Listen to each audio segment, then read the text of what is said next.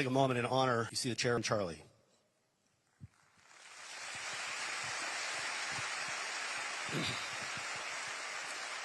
We are all here tonight because this is a turning point. And I'm going to go as far as saying it is the turning point. Okay, it's time for us to take back this country and do things differently. So as I stand before you tonight, I'm going to talk about what we do at YRefi and what it is I'm talking about. Okay, you saw in the video, $1.8 trillion. That is how much debt our students in this country have. Okay, it's out of control. Most of that's government loans. 1.6 trillion of that is federal loans. The other portion of that is private loans. It's just too much. You came to school with a dream, with a desire to do something better for yourself, to better your life, to better your family. And what you got was an education, or at least what you're trying to get is an education. And at the end, those dreams, because you're dreaming big, right? You should be dreaming big. And if you're not, I encourage you to start. But those dreams come with a price tag. Sometimes those price tags are very large and they can follow you for decades. Okay? That debt does not define you. Do not let it define you. It is not here forever. When you get out of school and all of a sudden you're handed that little coupon book and it's time to start paying back your student loans, some of you may have a problem. The payment might be too high. Well, what YRefi does is we work with folks like that who have a student loan, they're in trouble, they get behind in their payments, and now they're looking for a solution. Until YRefi, there was no solution. The solution was very simple. You go into collections, get those collection calls, and they ruin your credit, and they chase you around for the rest of your life. That's not fun.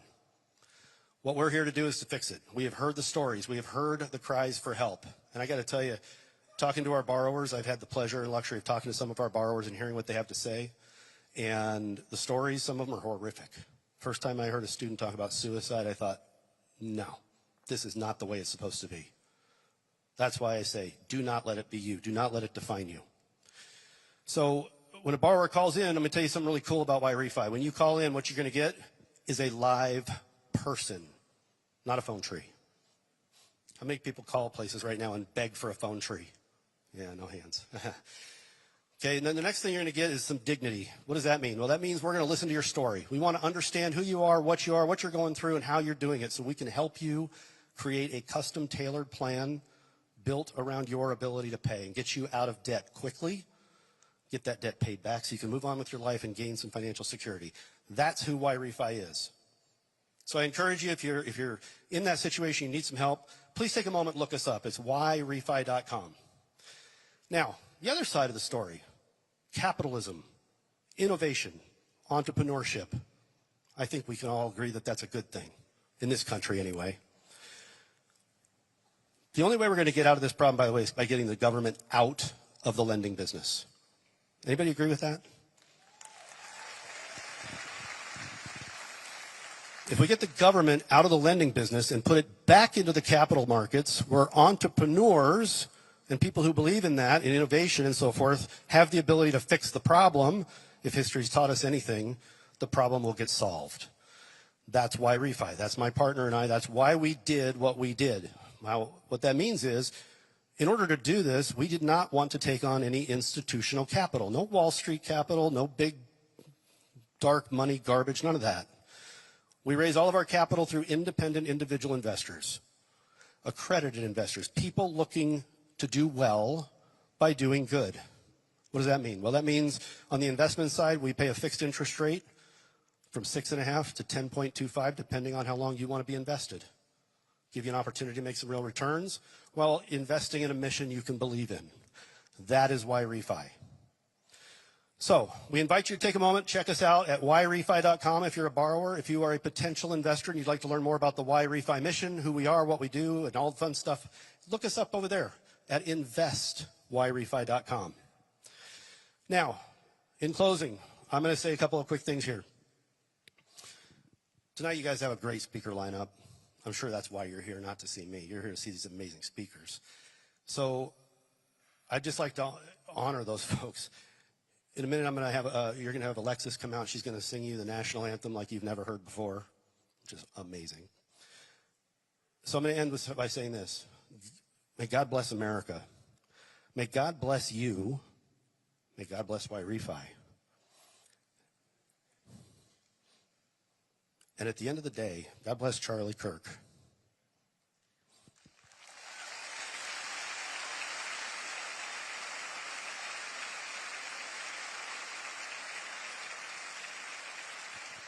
I'd like to thank you for your time this evening. I'm going to step down and hand the microphone over to a dear friend, Alexis. So get ready. Thank you.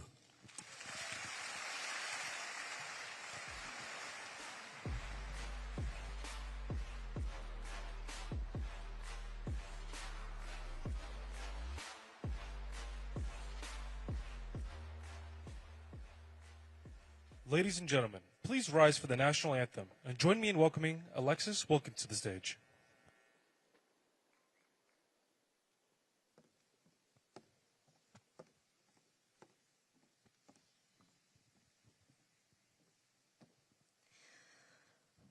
Oh, say, can you see by the dawn's early light what so proudly we hailed at the twilight's last gleaming, whose broad stripes and bright stars through the perilous fight o'er the ramparts we watched were so gallantly streaming, and the rocket's red glare, the bombs bursting in air, gave proof through the night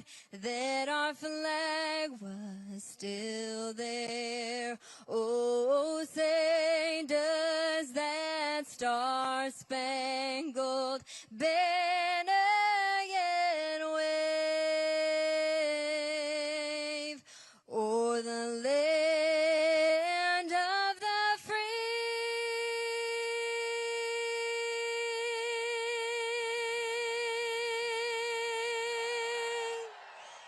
and the home of the brave?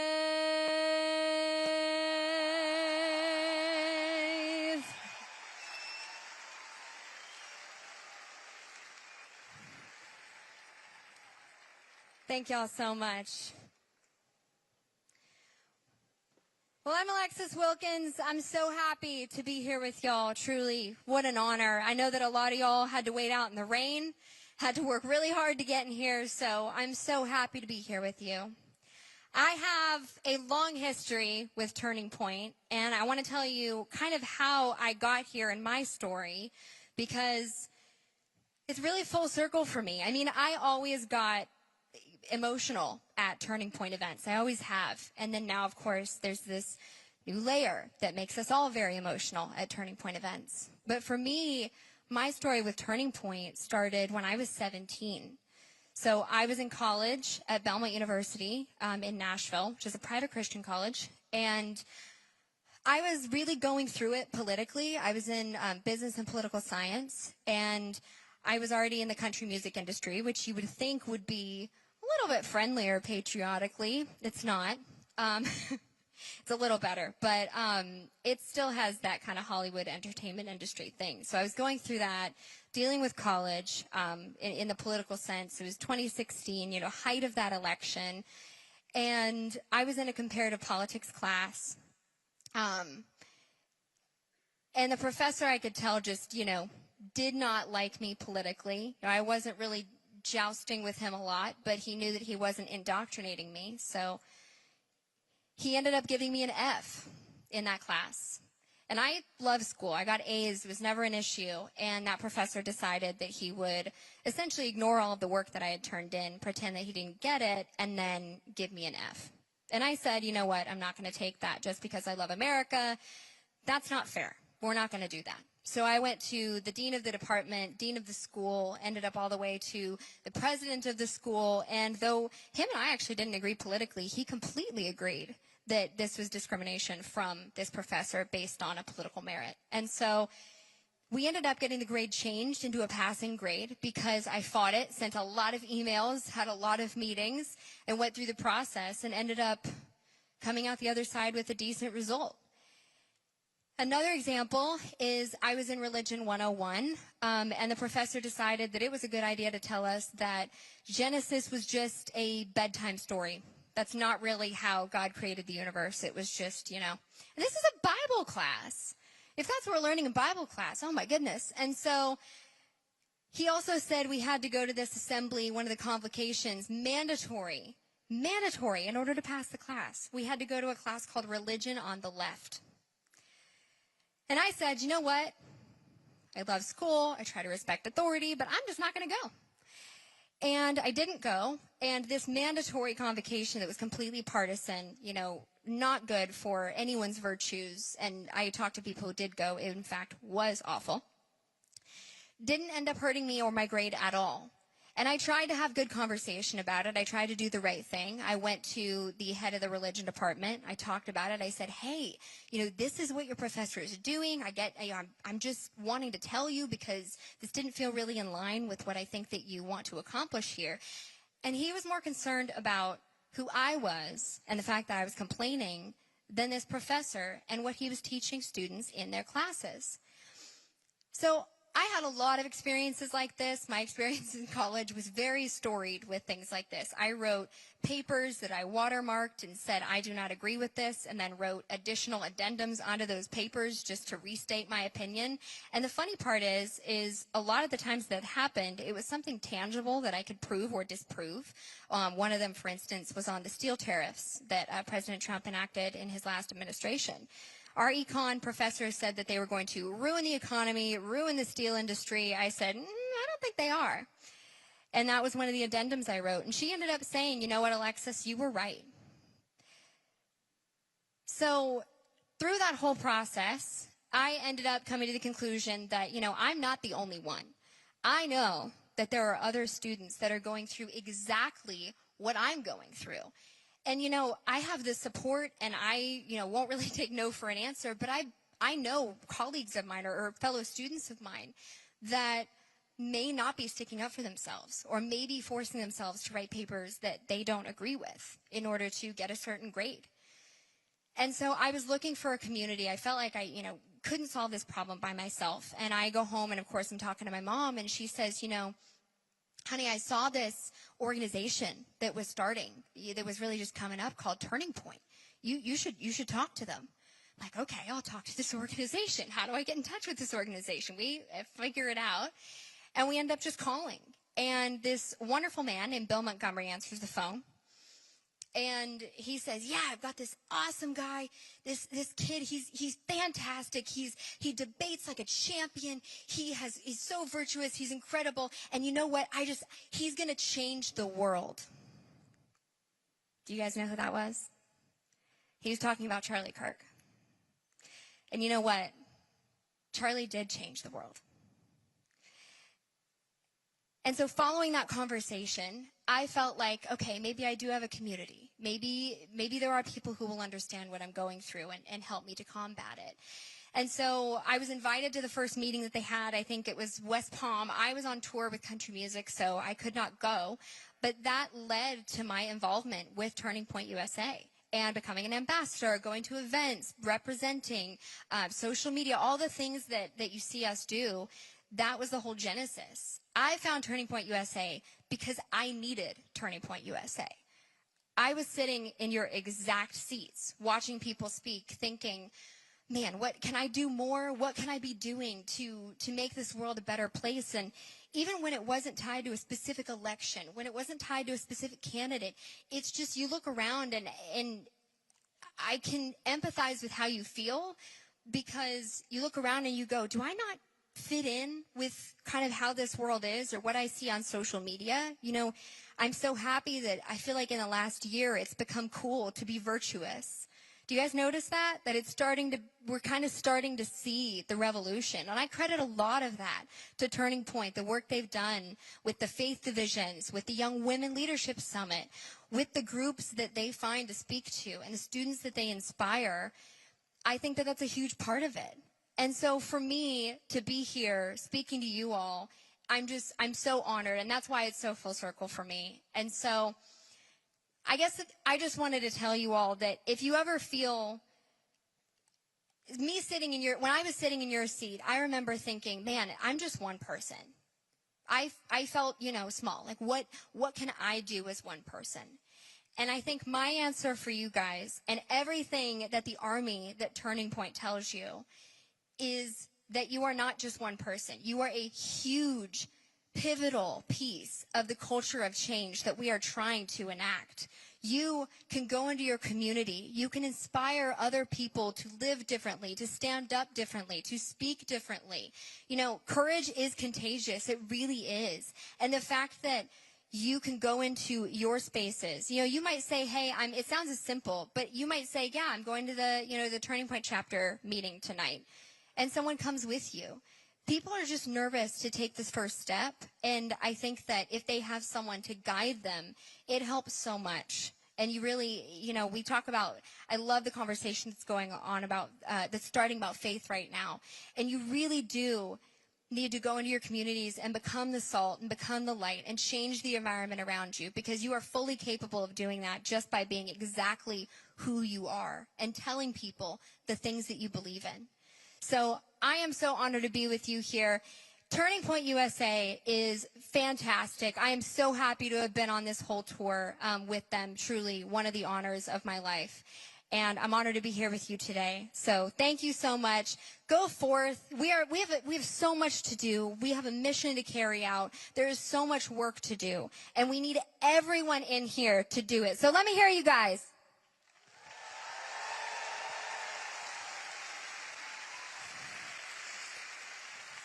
It really takes all of us, and as I've traveled between these campuses, just the outpouring of support and the people that have shown up, I look out, and like I said, Turning Point events have always made me emotional, but this is just next level. So thank you guys for showing up.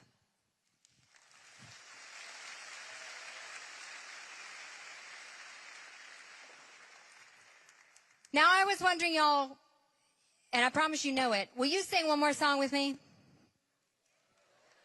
Yeah? Don't be scared. You know it, I promise. If tomorrow all the things were gone, I'd work for all my life, and I had to start again with just my children and my wife. I thank my lucky stars to be living here today, 'cause the flag still stands for freedom, and they can't take that away. And I'm proud to be an American, where at least I know I'm free. And I won't forget the man who died, who gave that right to me. And I gladly stand up next to you and defend her still today. 'Cause there ain't no doubt I love this land. God bless the USA. From the lakes of Minnesota to the hills of Tennessee, across the plains of Texas, from sea to shining sea, from Detroit down to Houston and New York to LA, there's pride in every American heart, and it's time we stand and say that I'm proud to be an American, where at least I know I'm free. And I won't forget the man who died, who gave that right to me. And I gladly stand up next to you and defend her still today. 'Cause there ain't no doubt I love this land. God bless the USA.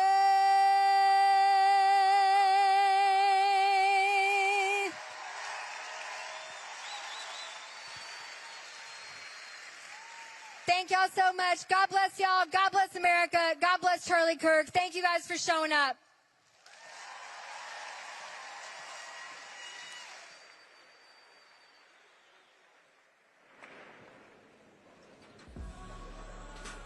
Please welcome to the stage Ole Miss Turning Point USA Chapter President Leslie Lockman.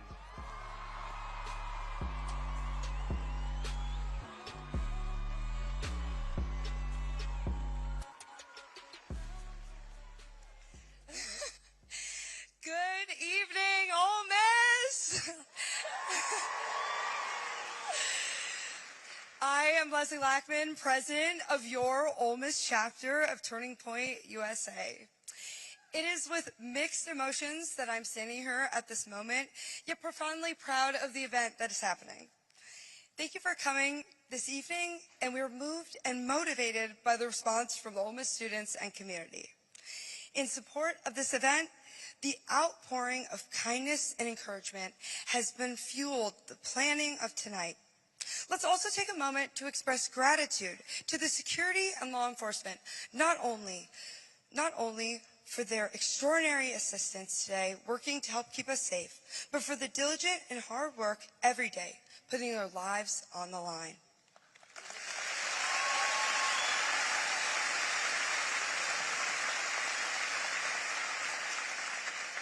A big thank you also goes out to our Turning Point USA field representative, Jacob Lawrence, and our regional manager, Noah Durham, Dickinson, Davidson, the Turning Point team, plus the entire Declaration of Independence Center here on campus by Dr. Skoltedi. It is their support of this chapter that has helped us grow and develop ambitious goals. Most of all, thank you for Turning Point USA for supporting our chapter and giving us the resources and training to pull off an event of this size.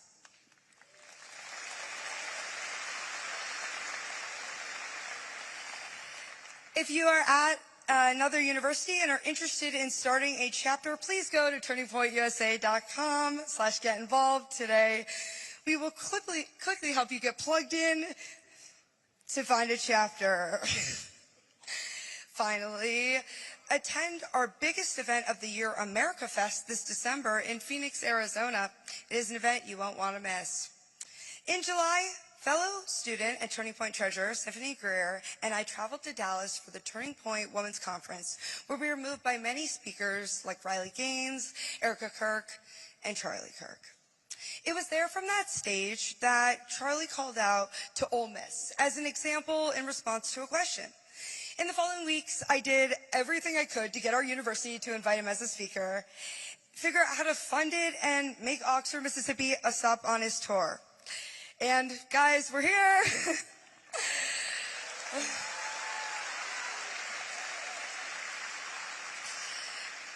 I was so excited when it came to fruition, and our first promotional poster was printed with today's date on it. It has felt opposite every day since the tragedy of September 10th, 2025. Let's share this moment to appreciate all of the many coincidences in our lives that bring us together, good and terrible. Charlie Kirk was hope for me, young people who want to find America to evolve a positive path. If you share these values, come to our next Turning Point meeting. Be a part of this group November 11th, 5 p.m. in the Union Ballroom. Stand up for your beliefs and remember, elections matter. Finally, elections matter. Finally, to my sisters at Pi Beta Phi,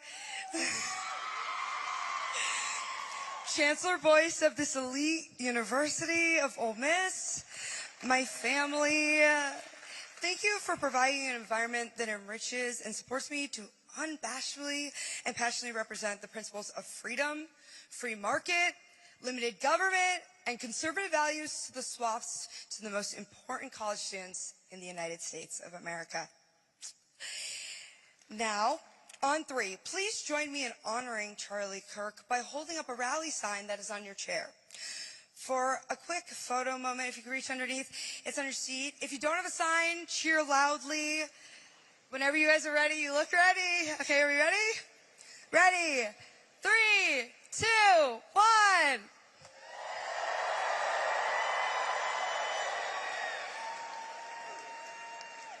Thank you, guys. There you go. Hotty toddy. A very Ole Miss tradition style. Now, join me in welcoming the 50th Vice President of our great country, the United States of America, JD Vance. And up next, Turning Point CEO and Charlie's wife, Erica Kirk.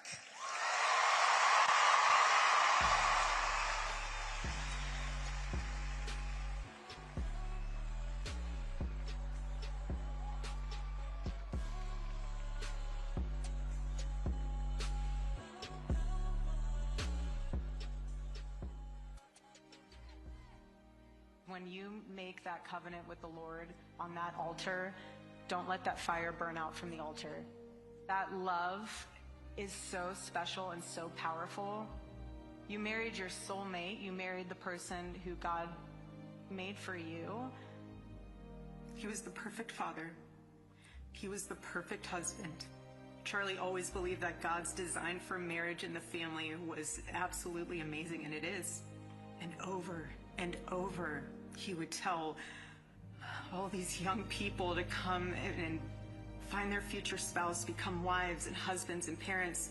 And the reason why is because he wanted you all to experience what he had. He wanted everyone to bring heaven into this earth through love and joy that comes from raising a family. It's beautiful. And to the Turning Point USA chapters that are watching all across America right now, you are the heartbeat of this future and of this movement. Everything that Charlie built, you guys are the legacy holders of that. You are living proof that his mission did not die with him. It lives through you. And Charlie always said the next generation will decide whether freedom endures. And because of you, I know that freedom will endure.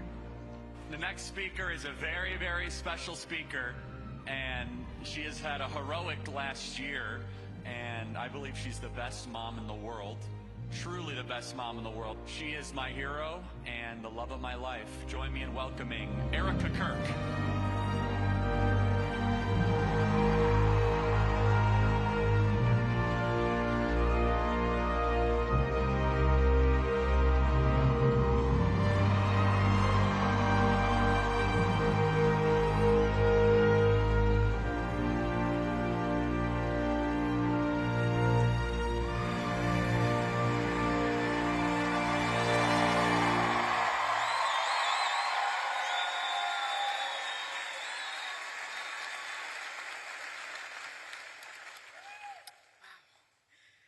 Good evening, Ole Miss.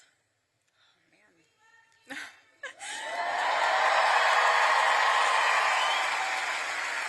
Love you guys, too. Oh, it's hard not to cry after watching that.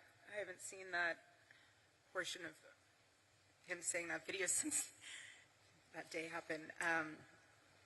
But Charlie, when he came onto campus, he loved to immerse himself in the culture of the campus that he was in. And so, from word on the street, you guys have a chant out there. I hear it's a good one. It's hotty toddy.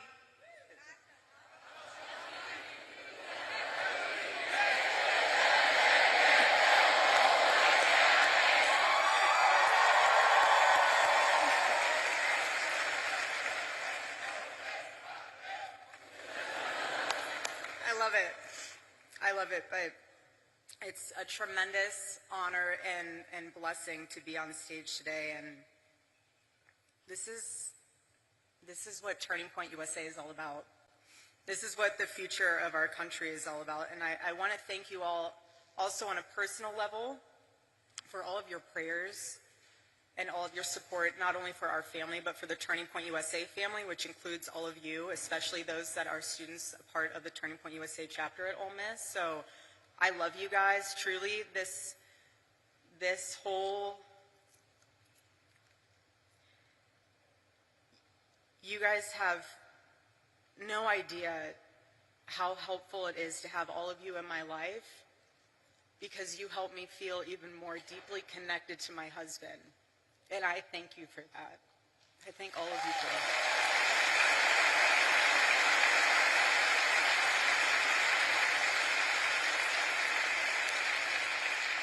And I say that also because you guys are the heartbeat of Turning Point USA. You're the heartbeat of this organization, and every time we were at an event, especially one that Charlie was speaking at, he would always ask beforehand, he would always ask Mikey or the team, he'd say, who in the audience is a Turning Point USA chapter leader or chapter member? And whenever there was a student there, he would stop everything before the event and he would sit down with them. He would ask you what your name is, what you're studying, what is the issues that are going on campus. He would take the time to make sure that you guys knew he was investing into you, into your chapter, into your school, because that was a pulse point for him. And being on campus right now for me is a spiritual reclaiming of territory. And let me explain that, because there is a lot of symbolism in today. It's Wednesday, 7 weeks.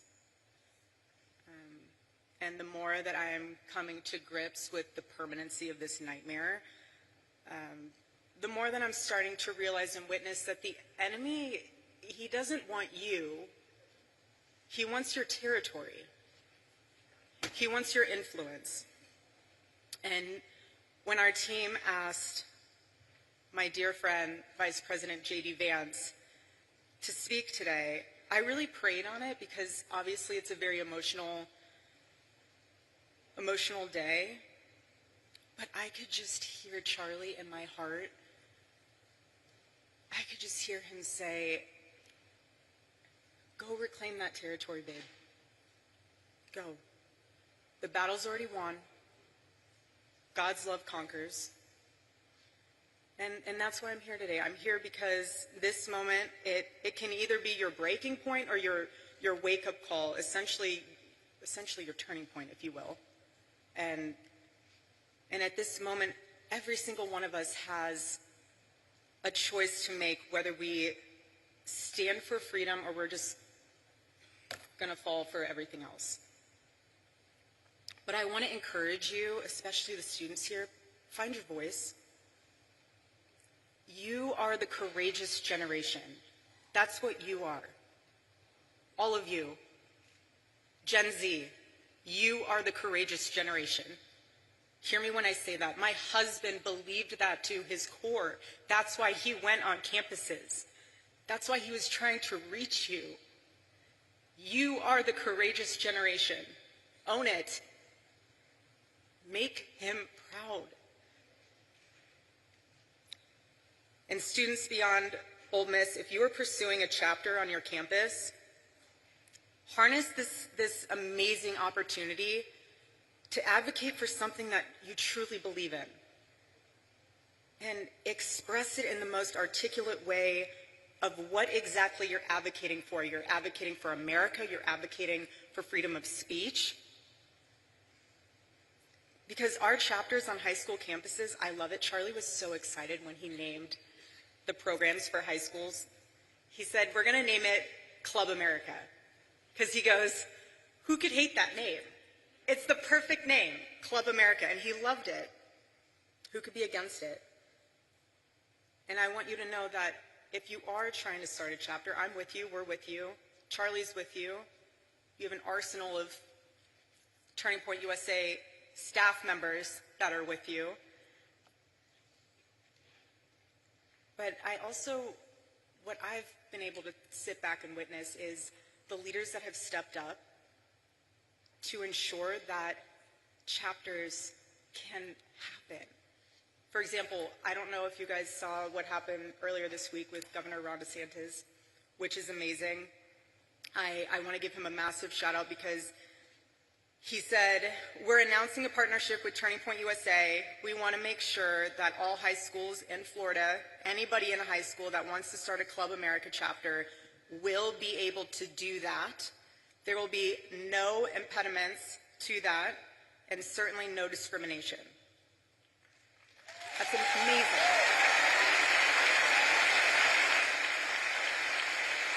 And And then also, Governor Youngkin. I want to thank him as well. He donated generously to Turning Point USA to support new Turning Point USA chapters all over the Commonwealth of Virginia. How powerful is that? It's amazing. I'm so grateful. So when I heard that, I just looked up and I was like, all right, Charlie, 2 down, 48 to go. I see you. But Club America and Turning Point USA chapters, if you're wondering what those values are, it's life, liberty, and the pursuit of happiness, and that's what our country was founded on. And when you succeed in establishing that chapter, I want to commend you, because that experience will leave a mark on you that will influence every choice that you make for the rest of your life and generations to come. Earn your voice. Charlie loved the word earn.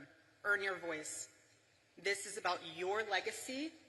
Each one of you in this room, everyone watching, when you earn your voice and you stand up for what is right, that is a part of your legacy, your family's legacy, just as much as it is part of Charlie's legacy. Don't forget that. Don't ever forget that.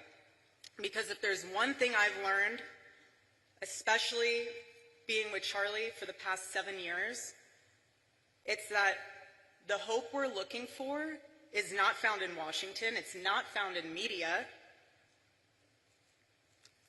It's right here. All of you. This is the hope. And he saw that. He saw that. It's in stadiums like this.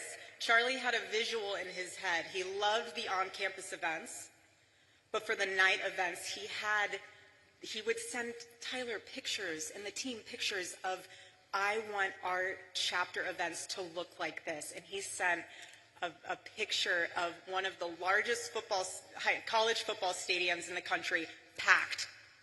That was his vision. And that's what makes all of this so powerful, because your generation is living at a crossroads. And you are living in one of the most defining moments in American history. And we are all witnessing in real time the battle that is raging for the soul of your generation. Again, your generation. This is far more than political. And you will hear the world and the culture, for that matter, pressure you and say, go with the flow, don't ruffle feathers, don't say that, you might offend someone, you might lose some friends if you wear a red hat, if you go to a Turning Point USA chapter event. But when I hear that, I need to be so blunt and honest with you now, because before, when I heard it, I said, okay. Now when I hear that, if you're worried about losing a friend, you might.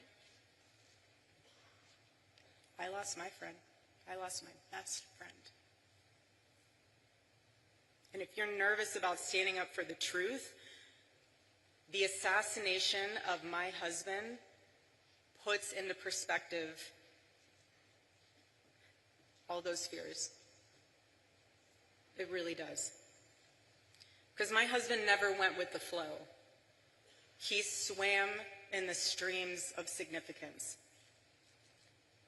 And Charlie knew so deeply to his core that comfort doesn't change the world. And you cannot influence the world when you look like it. The enemy of truth doesn't need to destroy a nation overnight. He just needs to convince people that truth no longer matters. And the enemy thrives when Christians don't speak up, when citizens don't vote, when students don't think for themselves. But in Ephesians chapter 5, verse 11, it says, have nothing to do with the fruitless deeds of darkness, but rather expose them. That's what it means to live as salt and light. To bring flavor to a world gone bland, and clarity to a world that lost its way and it's lost in confusion, because Christians are called to go into the public space to correct error with truth, and that's what my husband did. When he would sit there with his microphone, I got to watch this evolve over the years. At first, he would hold the microphone the whole time. He would listen. Then as the years went on, he would put the microphone down, and he wasn't listening, he was hearing. He was absorbing what the students were saying and what they were asking. He was engaging. He was calm. He wasn't combative. He never insulted. He just wanted you to think. Again, like I said, he never told you what to say. He just wanted to challenge you so that what your convictions were, you actually understood why you had them, rather than they being talking points because your professor told you so or your friend told you so. He wanted the best of you because he demanded the best of himself. And Charlie would say this all the time: your rights don't come from the government, they come from God. And he knew what every founding father knew, and nearly almost every university has forgotten, that you cannot have freedom without virtue, and you cannot have virtue without God. And that's what makes this nation so different. That's what makes it worth defending as a courageous generation. And another thing that Charlie used to say all the time is that it does not take skill to be courageous. It takes a choice to be courageous. And now's the time to make that choice. Either you sit on the sidelines. I mean, I don't know what else can wake you up. I really don't know what else could stir that fire within you to get involved or to use your voice or to make a difference. If you're looking for another sign, I have no idea what to tell you. I just want to encourage you, though, that yes, this is about America, and yes, my husband would say saving Western civilization. That's true on both fronts. But deeper than that, this is about your soul, because the fight for freedom starts within, inside of each and every one of you. So again, please stand firm against the wickedness of the devil and the schemes of man. Be alert, because his tactics are so clever. What he'll do is he will find one thing. He will find fear, he'll find disappointment, he will find one thing, and he will wedge it in between you and the Lord, and he will make it grow. He will make it grow so much that you lose sight. It becomes this, almost like an eclipse, where the truth is hidden behind it. And yes, the light's still there, but you can't see it anymore. That's the enemy's tactic. And the bottom line is that the enemy doesn't need to change your theology. He just needs to change your vision. And if he can get in your head and blur your vision and distort your vision, he'll do whatever he can. But what the enemy forgets, though, is that the presence of a shadow is proof that there is light. He forgets that. And Charlie's murder might seem like we're standing in a shadow, as if death was the victory meant for the enemy, but looking around in this arena, you are proof that this light of truth burns so brightly. So brightly.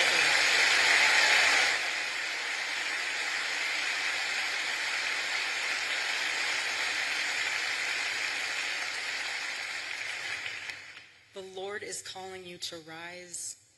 Please hear me when I say that courageously. He is.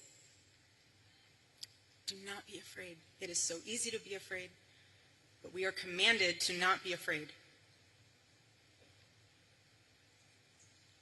And when you take that stand, it will encourage and inspire someone else to do the same. Whether that is someone in your circle, whether that's a family member, whether that's someone you've never even met before because they saw you posting something on social media. You can't change a nation if you're enslaved to fear. And you can't call out corruption if you're still chained to comfort. And you can't stand for truth if you first do not kneel before the Lord.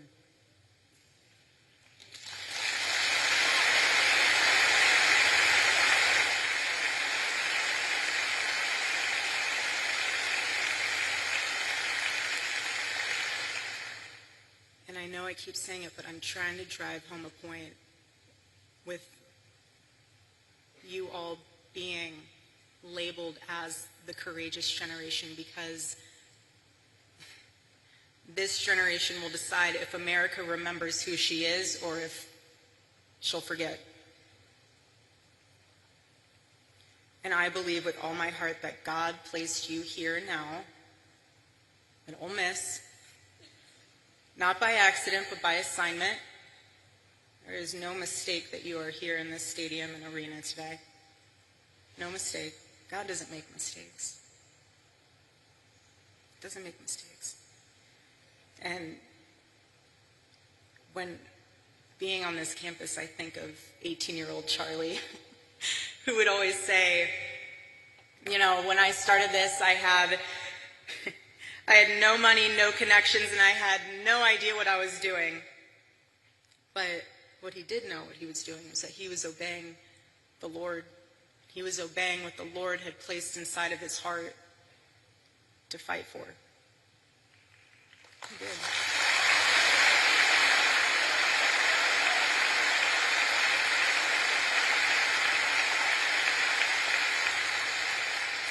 And he persevered. He persevered, and look what he left us. Look what he left us with. He didn't leave us empty-handed. He built a machine, and all of you are a part of that. Again, the heartbeat of Turning Point USA. That's what happens when you obey the Lord. A movement like this, it becomes unstoppable. It becomes the revival that it is. And I just want this to be the generation that says, we will not apologize for loving our country first. We will not be silent about our faith. We will not back down when the world tells us to kneel, because we bow only to the King of Kings.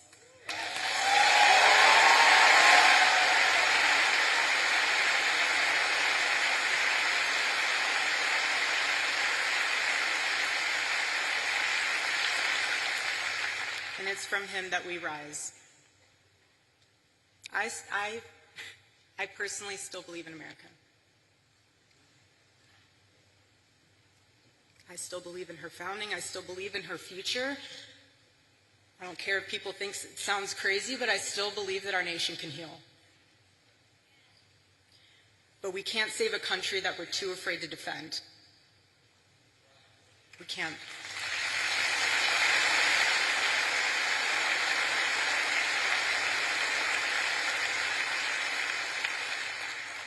On a more personal note, when we first moved in our home, inside of our bedroom, I had on the side wall, when you walk in, it was above the bookshelves, it says, on two framed pieces of paper, it says, "They will be known by the boldness of their faith."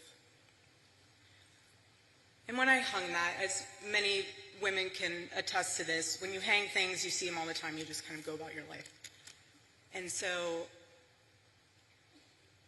being in the position that I am now, it took me a while to even just make it back into our bedroom. I used to sprint from the opening door into the bathroom and sprint out. I was not ready to walk into our bedroom yet. And when I was finally able to sleep in our bed for the first time, slept on his side of the bed.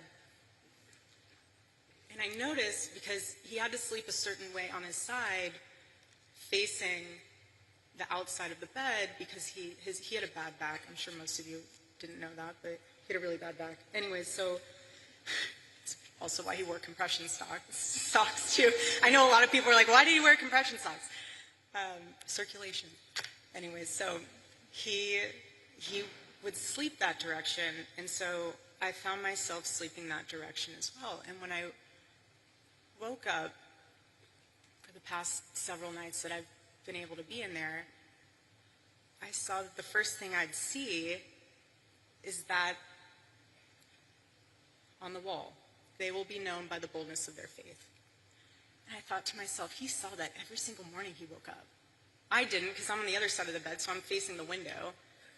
But he saw that every single morning. And then I thought to myself, because when I go to the office, I will never sit in his office chair. So I sit, there's like a couch on the side when you walk in, and I sit on the couch.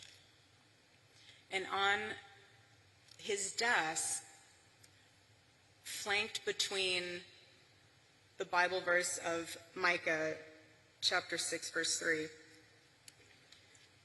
it all kind of came together for me. So he sees us on the wall, and then he sees on his desk these 3 questions that he would ask himself every single day. And it would be, what is something I can do for someone today? The second one was, what is something I can do to add value to the world today?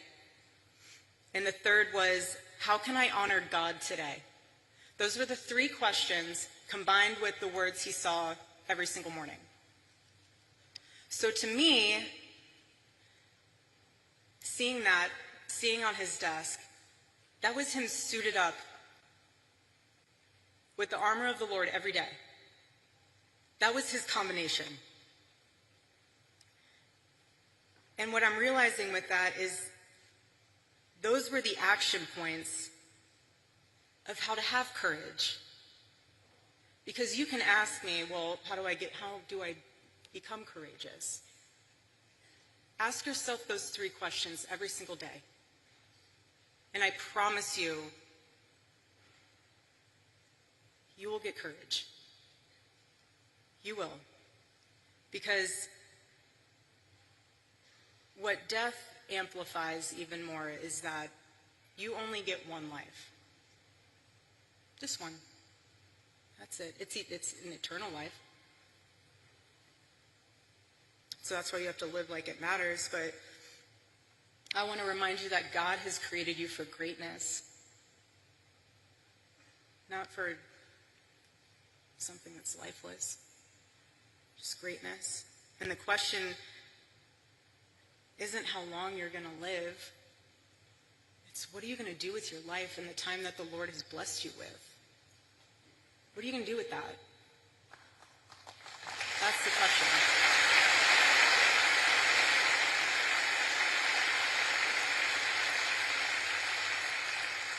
And when you get to the end of your life, will the Lord be proud of what you stood for? Will you be able to say that you ran the race, that you fought the good fight? Or will you realize that you wasted your time that the Lord has blessed you with chasing after things that didn't even matter? Hold that into perspective. And remember, being the courageous generation that you are, stand up for the truth, defend life, love your family fearlessly, love your spouse fearlessly, love this country, defend her, and serve our God. And don't think that it's someone else's role to do it. You do it. You do it. Do it for Charlie. Do it for Charlie.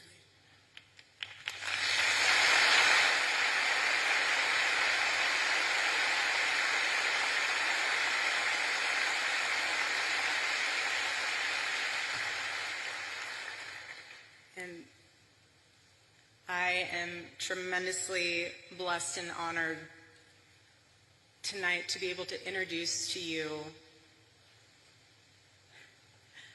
a very, very dear friend and his wife. They are incredible. And I see no one will ever replace my husband. No. But I do see some similarities of my husband in JD and Vice President JD Vance. I do. And that's why I'm so blessed to be able to introduce him tonight, because he understands the fight that we're up against, and he can articulate that in a way that transcends race, that transcends demographic backgrounds. He's an amazing man. So please help me welcome to the stage Vice President JD Vance.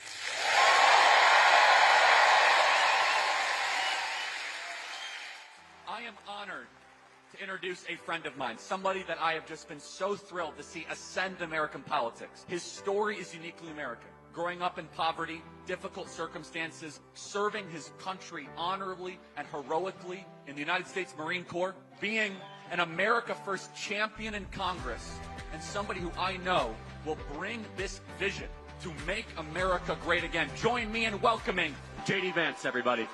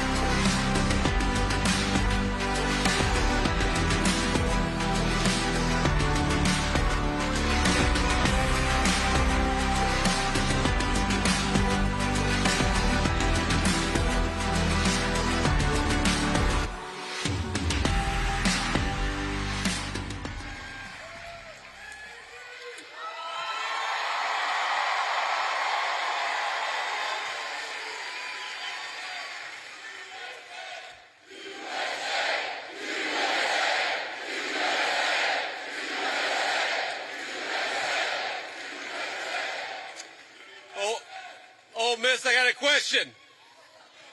Are you ready?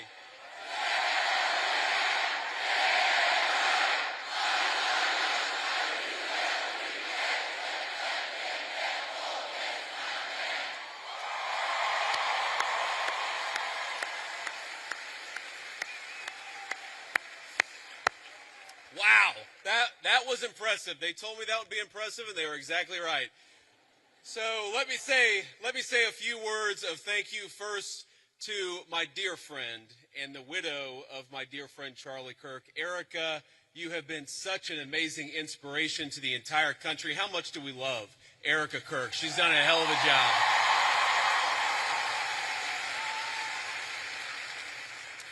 I want to thank, we have a couple of Mississippi senators here. We have both Senator Roger Wicker and Senator Cindy Hyde-Smith. Thank you guys for being here.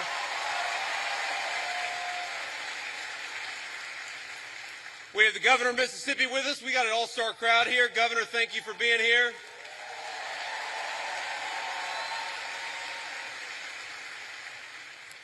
And most importantly, we have got over 10,000 students from across Mississippi. We are proud to have you, and we know that you are the future of Charlie Kirk's legacy. So thank you for being here.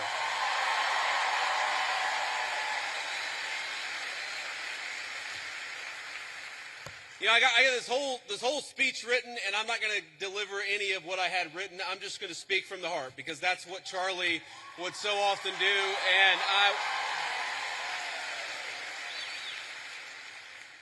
you know, when I think about what we lost 6 weeks ago, it feels like forever ago when I was in a meeting in the West Wing, and one of my staff members came in and said that Charlie had been shot, and then I looked at my phone and I saw all the text messages and realized that my dear friend had been very seriously injured. Now, in the West Wing at that time, we actually thought that Charlie had a chance. We didn't know that he was eventually going to pass away. There were initial reports from the medical team that maybe things were going okay. And of course, eventually Charlie took his last breath and went home to be with his Lord and Savior. I remember thinking at that moment, first, of course, about Erica and the children. They've got their oldest, their daughter, is very similar in age to our youngest child.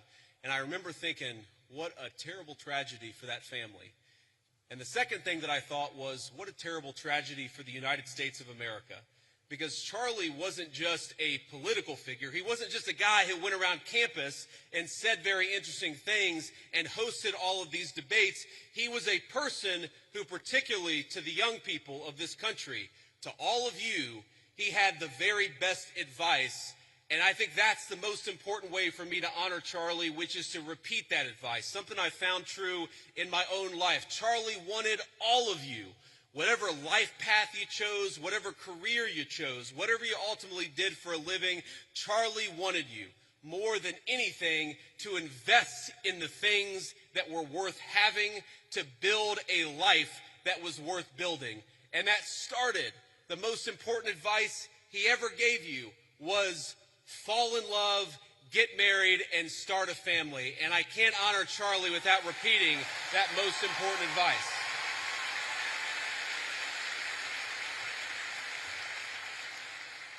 Now, most of you are probably too young to have found the person you're going to spend the rest of your life with. Some of you are lucky enough to have found that person already.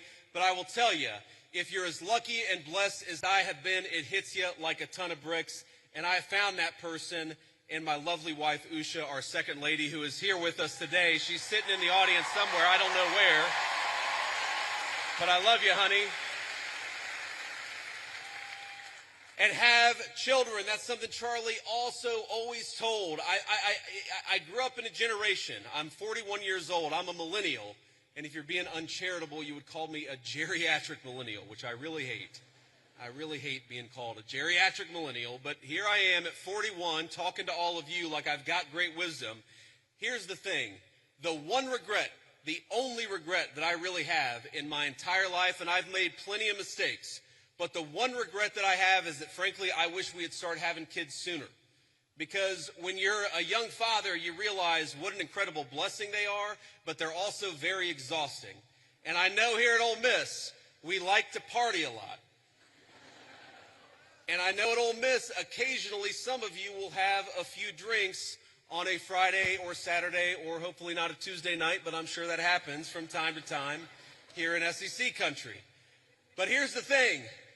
When you go out until 3 in the morning and wake up at 6 a.m. for class, the thing that I've learned in my old age is that incredible energy, God actually meant it for another purpose, and that purpose was to help take care of a family. So while you're young, have those babies if you're able to. That's something Charlie said all the time.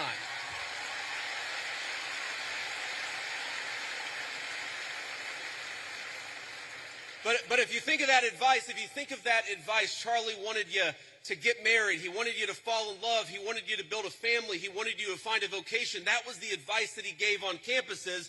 But that's not just about you. That's also about our country and about our government. Because while you have the freedom to live life as you so choose, I have got a responsibility as your vice president to make the American dream as accessible as possible. And this is why, my friends, this is why we care about all the things that we care about. Why do I care so much about having a secure border in the United States of America? It's because I believe that when you let in a flood of illegal immigration, what it does is it drives down the wages of young people and makes housing unaffordable for the entire American population. That's why we closed down the border.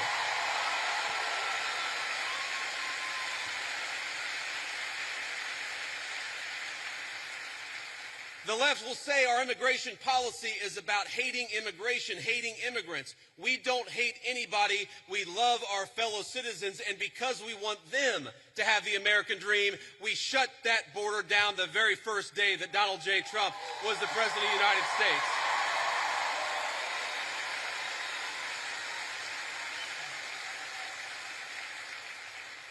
I care about you being able to afford a home, which is why we fought so hard to fix the broken policies of the Biden administration. I want a lot of you, I'm sure there are military veterans in this room right now. I'm sure there are a lot of people who will join the military in the future, and we're proud of you.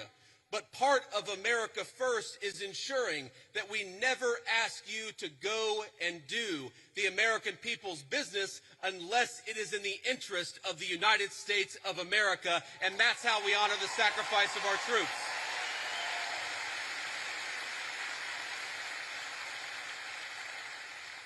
And that's why, my friends, that's why we care so much about free speech, as Charlie lived and died for the basic principle that we ought to be able to talk about our differences, we ought to be able to debate them, and we ought to have faith that the best way to make sure that the best idea wins is to actually just have a discussion. And that is what this event is all about. That is what Turning Points USA is all about. And I'm so proud, and most of all, I'm so grateful to each and every person, whether you're a Republican or a Democrat, for coming out and honoring one of the most important parts of Charlie's legacy, because we're going to have a discussion tonight, and that's what Charlie would want us to do.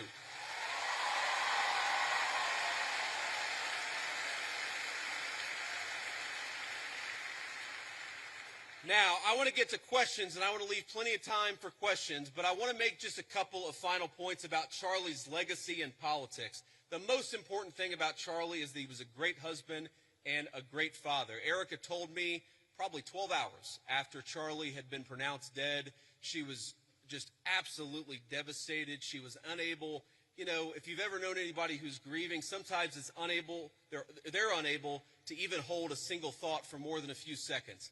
And what Erica told me, and I'm going to get a little emotional, is that she said that Charlie never yelled at her, he never cussed at her, and that to me is a great legacy to leave as a husband and a father, for your wife to be able to say that my husband was always good to me, and Charlie was a good man.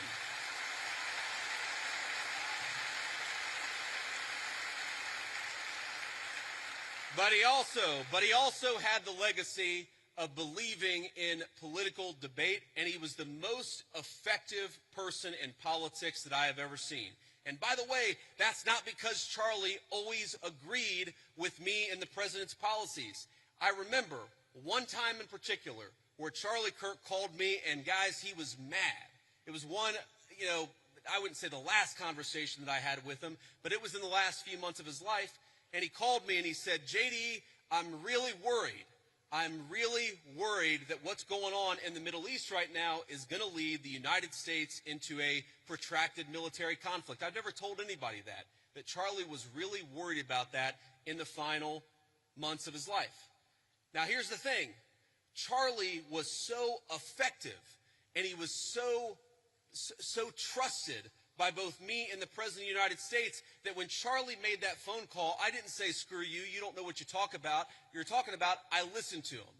And I really believe that one of the reasons why the President of the United States knocked out the Iranian nuclear facilities, but never got the United States into a protracted military conflict and never lost a single American in a Middle Eastern conflict is because we had the wisdom and the good sense to recognize that the American people are done with American troops dying in unnecessary foreign conflicts. But Charlie Kirk reminded me of that. Charlie Kirk.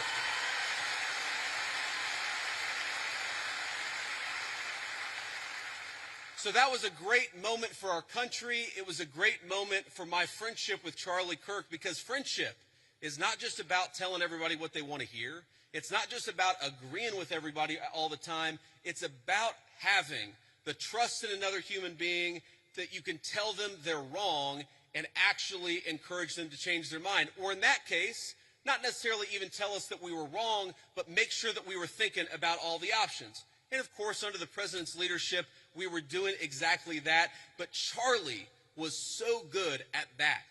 And I think that's one of the ways in which I want all of you to honor your legacy. Obviously, you care about our great nation or you wouldn't be here. A lot of you will go on to become future leaders in business or in politics. A lot of you will run campaigns. A lot of you will work on campaigns. A lot of you will be future leaders. There might even be a lowly future Vice President of the United States in this very room. But here's the thing that I want all of you to remember. Charlie wasn't effective just because he had opinions. A lot of people have opinions. Charlie was effective because he was courageous, because he worked very hard, and because he made his vision a reality. And so if you care about this country, as I know all of you do, don't just complain about social media. Get up and get involved in a campaign.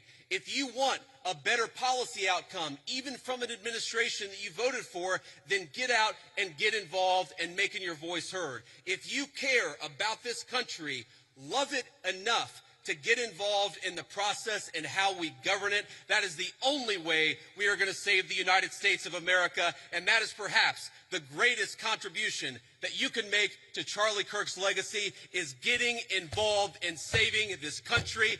I'm in the fight, and I know every single one of you are with me. God bless you, and thank you for having me.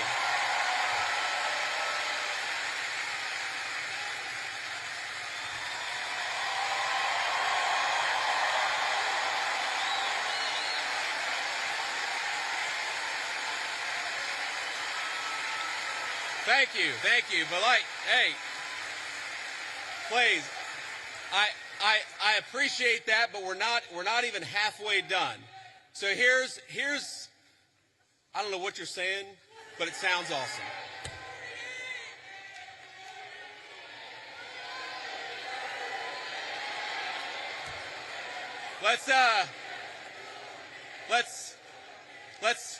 Let's not get ahead of ourselves, ladies and gentlemen. What we're going to do next is actually take some questions. And I remember one of my favorite things about Charlie, not that there aren't going to be some questioners who agree with me, but if you disagree with me, I would ask that you come to the front of the line, because we want to talk to people we agree with. We also want to hear from people we disagree with. It is hard for me to see because the spotlights are very bright, but whoever's in line, go ahead and ask your question. Oh, there we go. Okay, now I can see you. How you doing? Hi, Mr. Vice President. Thank you so much for being here. My name's Lucy. And I'm Ellie, and we're with the Turning Point chapter for this question. Thank you, guys. Yes. Can you tell us how your faith helps you in your role as Vice President? Well, I appreciate that. That is a very good question. And this is another way in which Charlie has affected my life.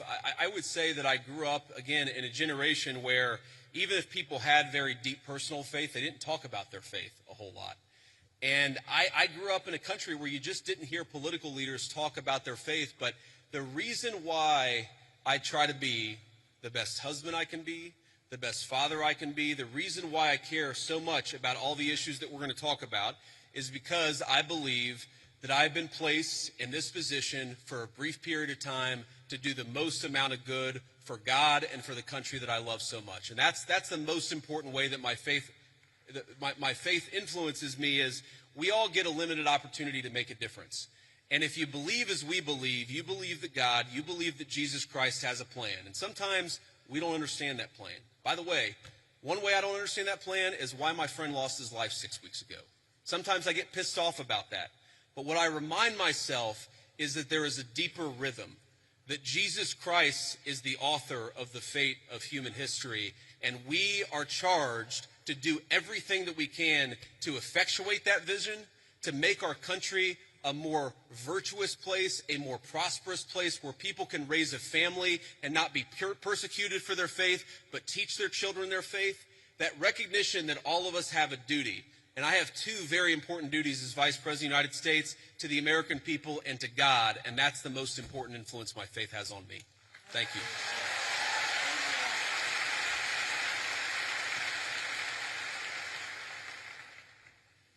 I understand your view on illegal immigration is it should be a top priority, strengthening our southern borders and fighting the massive drug trafficking that's taken place while securing jobs for the working class Americans. Also, deporting every single person who's invaded our country illegally, which I 100% agree on. My question to you is, what is your view on legal immigration? Personally, I have a girlfriend who's studying in America off a visa. Our hope is eventually getting a green card. So what is your view on legal immigration? Should we reduce it? Also, what is your plan for a merit-based system?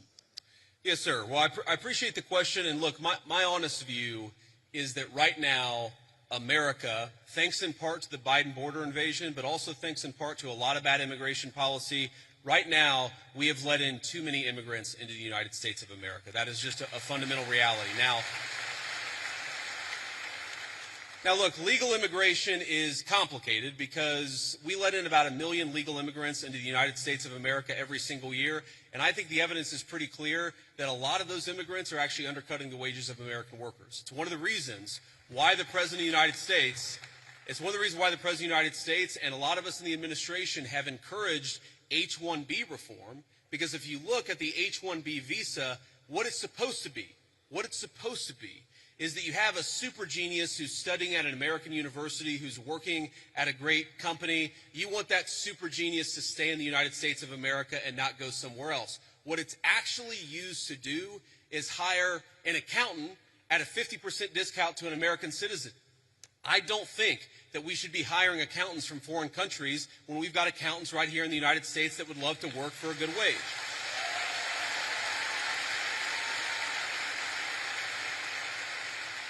Now, you asked about, I think, your girlfriend, you said, and I obviously don't know the full details about your situation, but my view is, look, there are people who want to come to the United States of America, and some of them, I'm sure, can enrich the United States of America by coming here, but we have got to get our overall numbers way, way down. Too many people have come into the United States of America. I am married to the daughter of immigrants who came to the United States in the 1980s. I do believe that some immigrants, many immigrants do in fact enrich the United States of America. But here's the problem. We don't even know how many illegal aliens we have. We don't even know. The best guess is probably 25, 30 million people. I've heard estimates as high as 50 million. When something like that happens, you've got to allow your own society to cohere a little bit, to build a sense of common identity, for all the newcomers to assimilate, the ones who are going to stay, to assimilate into American culture. Until you do that, you've got to be careful about any additional immigration, in my view. Thank you, sir. Thank you.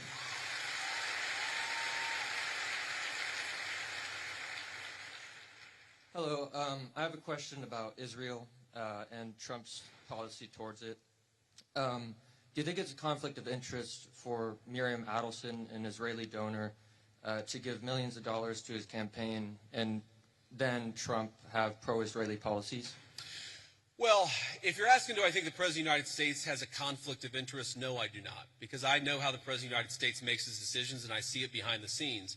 Now, as the President himself has said, Miriam Adelson, who, by the way, I know, and I have a very good relationship with her, she is very clear about the fact. She doesn't hide the fact that she really loves Israel, and that is part of what motivates her political giving. That is a reality. At the same time, the President of the United States is America first through and through. And let me give you just a couple of examples of this. Number one, we have heard from some pro-Israel voices, some people who really love the state of Israel, that they don't want us to have a relationship with certain Middle Eastern countries. Well, the president, his attitude is, we need to build relationships with any country where we have shared interests, and he's going to do it if it's in the interests of the American people, and he's done exactly that. Number two, there were people, and I remember this criticism of the President of the United States, I just raised it in the context of a conversation that I had with Charlie. I remember when people said that the President of the United States was going to get us into a multi-100,000 troop regime change war for Israel. This was 4 months ago. This was 6 months ago.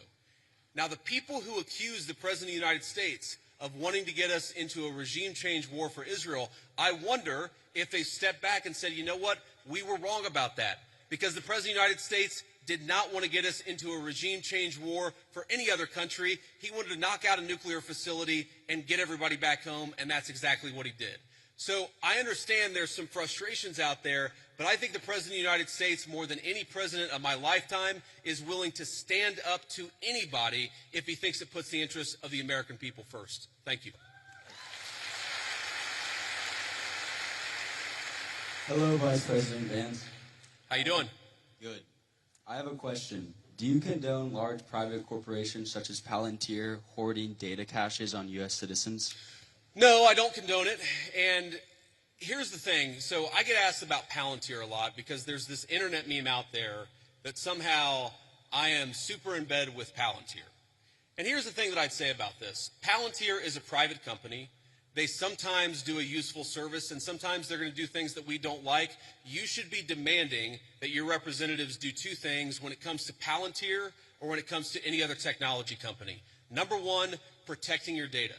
What's going on with artificial intelligence is going to mean that there are massive inducements to steal your data, to harvest it, and to use it against you to sell digital advertisements. That is not what I believe in, and I've been fighting against it, whether it's Palantir or any other technology company, literally before I ran for office. When I ran for office, I was criticized by Republicans in my Republican Senate primary because I was talking then about Google and Facebook harvesting our data. It's unacceptable. I don't care who does it.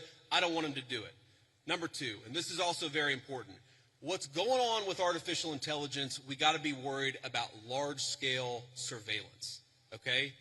Everything. You asked about Palantir. Do you know that every time you make a credit card transaction, the credit card companies are collecting data on how you spend your money? Do you know that every time you linger over a link on the internet for more than a half second, the search engines are collecting data on you so that they can sell you advertisements? One of the biggest questions for American policy over the next 10 years is how to ensure that you are a sovereign citizen. And you cannot be a sovereign citizen if any private corporation or any government can steal something from you that belongs to you. Yes, sir. Thank you. Thank you.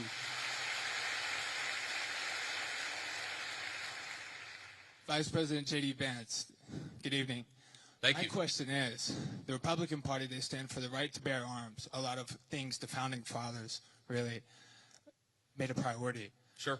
And I feel as if requiring Christianity in public schools goes against the founding fathers' wish of freedom of religion. What do you think about that?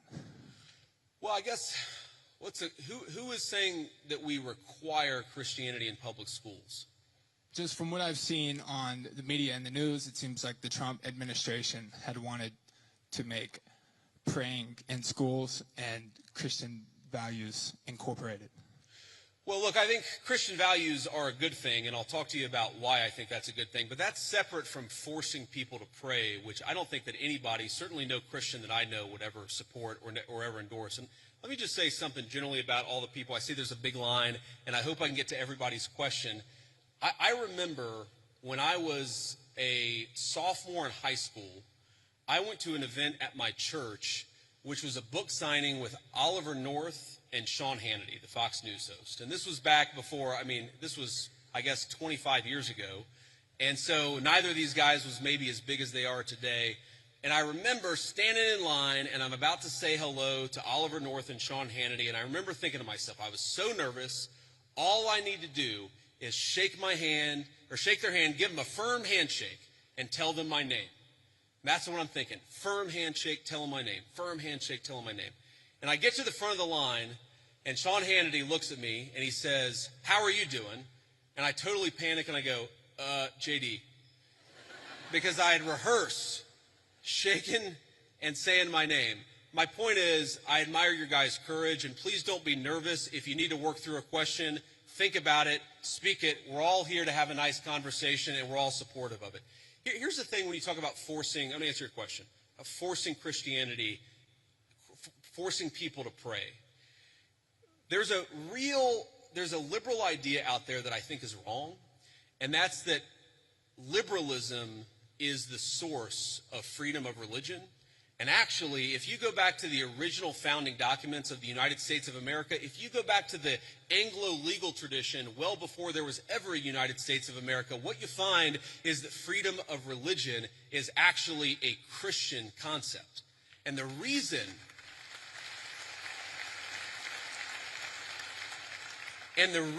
it's a Christian concept is very simple. Because Christianity, Imago Dei, the idea that we are all made in the image of our Creator, means that we must respect the free will of every single person. Now, part of that is you have a conversation with people. Having free will doesn't mean that you're not allowed to encourage somebody, that you're not allowed to talk to somebody about your faith, that you're not allowed to talk about certain values in school. When our founders talked about freedom of religion, they didn't mean you weren't allowed to say a Christian prayer in a public school or that you weren't allowed to talk about Jesus Christ in a public forum. They just meant that nobody could force you to profess the Christian faith. That had to come from your own free will. And I believe that, and I think every Christian who I've ever spoken to believes that the source is the Christian, the source of your faith, the Christian understanding must be your own free will. But here's the thing about Christian values. There are a lot of Christian values out there that I think that we've just sort of assumed and we've in fact taken for granted. Christian values are the idea that you should respect every single person as an individual, whatever the color of their skin, created in the image of God. That's a Christian concept. And in fact, it was a Christian empire, Great Britain, that abolished slavery to begin with. The idea that we should eliminate child sacrifice. What did the Christian settlers find when they came to the New World? They found a lot of civilizations that were murdering babies in weird religious rituals. It was Christianity that said we don't kill children just because they're somehow inconvenient to people. A lot of the things, human rights, the very idea that human beings have rights are a Christian concept. And so I'd ask you, my assumption based on the question is that you're skeptical of Christianity, or at least of certain public professions of Christianity. One of my favorite Bible verses is, "By your fruits ye shall know them." And I think that the fruits of the Christian faith are the most moral, the most just, and the most prosperous civilization in history. I make no apologies for believing that Christianity is the pathway to God. I make no apologies for thinking that Christian values are an important foundation of this country, but I'm not going to force you to believe in anything, because that's not what God wants, and that's not what I want either. So, go ahead. For the school system, do you agree that there should be Christian implementation, or do you think that school system should be neutral and be focused on science, literature, reading, writing, arithmetic? Well, I reject the idea that anything is purely neutral. Okay, there are, for example, let's take a basic scientific fact, and this is a little spicy. I'm not trying to make this too controversial, but take the basic scientific fact of, can you take a pill to change your biological gender? Okay, now that's something that 15 years ago, quite literally, every single scientist in the Western world would have said, absolutely not, that's crazy, and now people will. I think the premise of your question, I don't totally share it, because I don't think perfect neutrality is possible. What is it? You talk about history. Was Christopher Columbus a great explorer, or was he a guy who committed genocide against the native populations? These debates, I'm happy to have them, but I reject the idea that there are truly neutral debates. Anybody who's telling you their view is neutral likely has an agenda to sell you, and I'm at least honest about the fact that I think the Christian foundation of this country is a good thing. Next. Okay, thank you. And for the pill you're talking about, what do you mean specifically? Are you talking about testosterone, estrogen? Yeah, I'm talking about hormone replacement therapy. That's what I'm talking about. Just to be respectful, let's keep it going. Yes, thank you. Have a good night. You too. Hello, Mr. Vice President. Thank you so much for giving this opportunity to talk here today.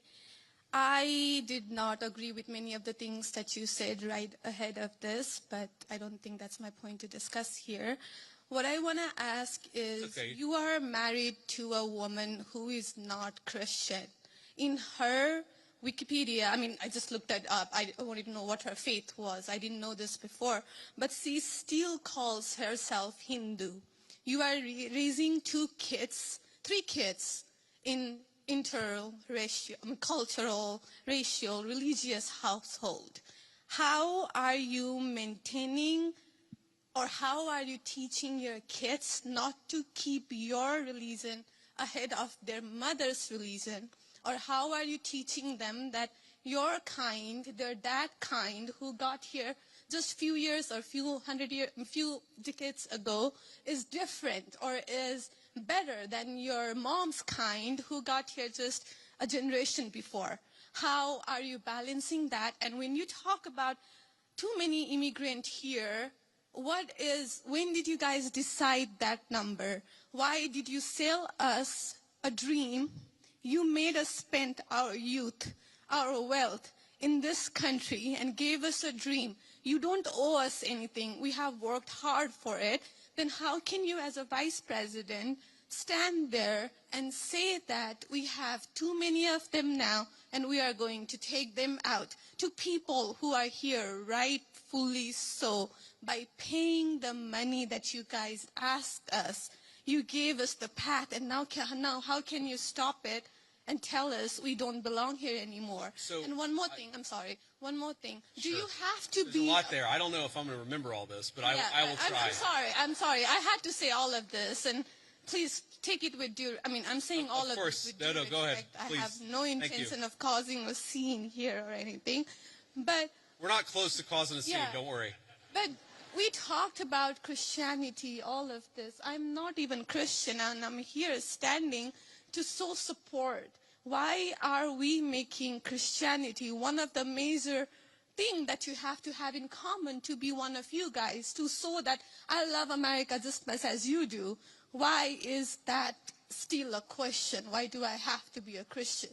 Okay, so there was a lot there, and I'm going to try to respond to as much of it as I can. So on the question of immigration, so first of all, I can believe that we should have lower immigration levels, but if the United States passed a law and made a promise to somebody, the United States, of course, has to honor that promise. Nobody's talking about that. I'm talking about people who came in violation of the laws of the United States of America, and I'm talking about in the future reducing the number of people.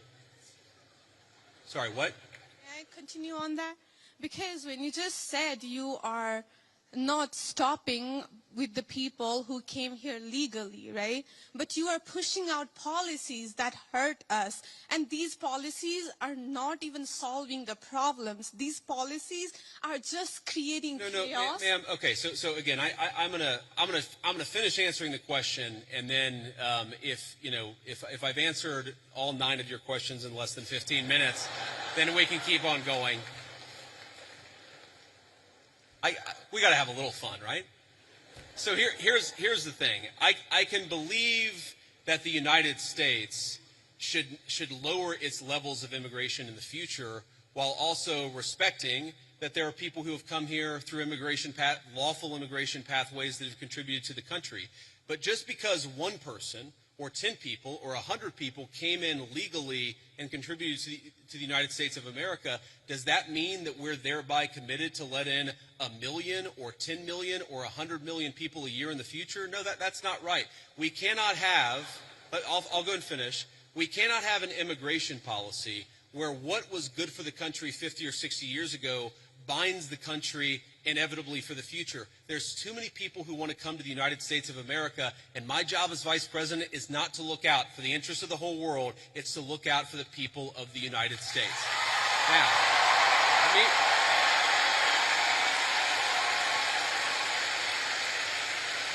Now, you asked a personal question about our interfaith household. And yes, my wife did not grow up Christian. I think it's fair to say that she grew up in a Hindu family, but not in a particularly religious family in either direction. In fact, when I met my wife, we were both, I would consider myself an agnostic or an atheist, and that's what I think she would have considered herself as well. You know, everybody has to come to their own arrangement here. The way that we've come to our arrangement is she's my best friend. We talk to each other about this stuff. So we decided to raise our kids Christian. Our 2 oldest kids who go to school, they go to a Christian school. Our 8-year-old did his first communion about a year ago. That's the way that we have come to our arrangement. But, thank you. My 8-year-old was also very proud of his first communion. Thank you, guys. I'll tell him that Old Miss wishes him the best. But I think everybody has to have this own conversation when you're in a marriage. I mean, it's true for friends of mine who are in Protestant and Catholic marriages, friends of mine who are in, atheist and Christian marriages. You just got to talk to the only advice I can give is you just got to talk to the person that God has put you with, and you've got to make those decisions as a family unit. For us, it works out. Now, most Sundays, Usha will come with me to church. As I've told her, and I've said publicly, and I'll say now in front of 10,000 of my closest friends, do I hope eventually that she is somehow moved by the same thing that I was moved in by church? Yeah, I honestly do wish that because I believe in the Christian gospel, and I hope eventually my wife comes to see it the same way. But if she doesn't, then God says everybody has free will, and so that doesn't cause a problem for me. That's something you work out with your friends, with your family, with the person that you love. Again, one of the most important Christian principles is that you respect free will. Usha's closer to the priests who baptized me than maybe I am. They talk about this stuff. My attitude is you figure this stuff out as a family, and you trust in God to have a plan, and you try to follow it as best as you can. And that's what I try to do. I want to make a final point. So I don't want to cut you off. I want to be respectful to all the people behind you in line. But I want to make this point about immigration, okay? If you ask the question, what is the exact right number of immigrants for the United States to let in, it is just very specific on the context. If you go back to the 1920s, the United States passed an Immigration Reform Act that effectively cut down immigration to close to zero for 40 years in this country. And what happened over those 40 years? The many people who had come from many different foreign countries and different foreign cultures, they assimilated into American culture. And there was an expectation that they would assimilate into American culture. I think we have two problems in our immigration system today. And my guess is you're probably a slightly more leftist political persuasion, liberal political persuasion, maybe not. But here's the thing. I remember back in my establishment GOP days, when I was still very early getting involved in Republican politics, I remember a conservative think tank person who told me that one of the reasons why immigration was really good is that if you had enough diversity in a country, people would mistrust each other and they wouldn't join labor unions. Okay? So when I see a lot of left-wing people who theoretically support organized labor saying we need to flood the country with a limitless number of immigrants, they're unwilling to set any limitations on it. My response to that is you are destroying the very social trust on which American freedom and prosperity was built. And that is really important to me. So the honest answer to your question, what is the exact number of immigrants America should accept in the future? Right now, the answer is far less than we've been accepting. We have got to become a common community again, and you can't do that when you have such high numbers of immigration, which is one of the reasons why we have the immigration policy we do. Thank you. Next.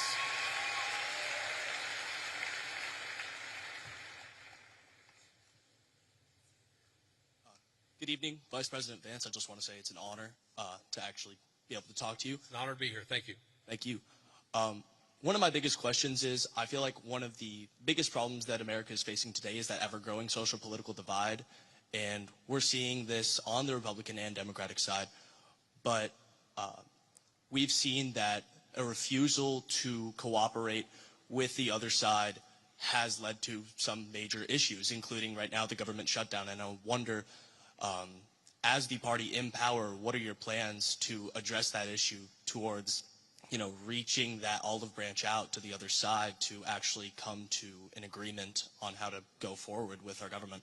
Look, it's a very good question, and let me just say on the government shutdown in particular, the reality here is that there's a very simple bill that just reopens the government. It does it through pretty much the end of the year. That got every single Republican in the House of Representatives to support it. And then it got 52 Republicans in the Senate and 3 Democrats in the Senate to support it. But because of weird Senate procedural rules, it requires a 60-vote threshold. So on that issue in particular, when you have every single Republican with like 2 exceptions in both houses of Congress, I feel pretty confident. I know that I'm partisan. I know I have an R next to my name. But I feel pretty damn good saying the shutdown is the Democrats' fault because we voted again and again to open it.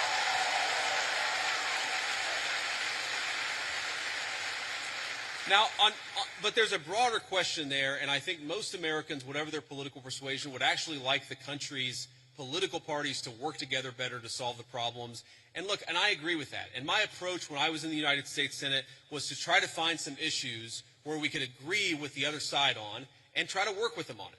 And let me give you one example. I really worry about concentration in the corporate sector. I worry about big corporate monopolies. I worry that when you have only 1 or 2 companies dominating an entire sector, it's bad for liberty and it's bad for prosperity. So you may be shocked to hear this, but I actually worked with Elizabeth Warren on some anti-monopoly stuff when I was in the United States Senate. But here's the problem. The problem is there is actually a lot of things where we could work across the aisle.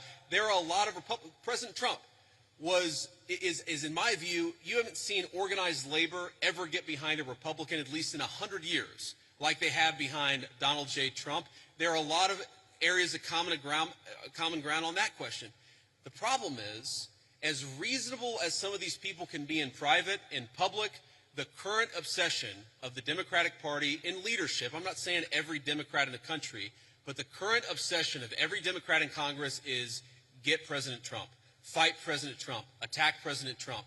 It is impossible for us to work across the aisle unless a person is willing to put down their partisan sword, shut the hell up about fake scandals related to Donald Trump, and actually work with us. That's the way you make this happen.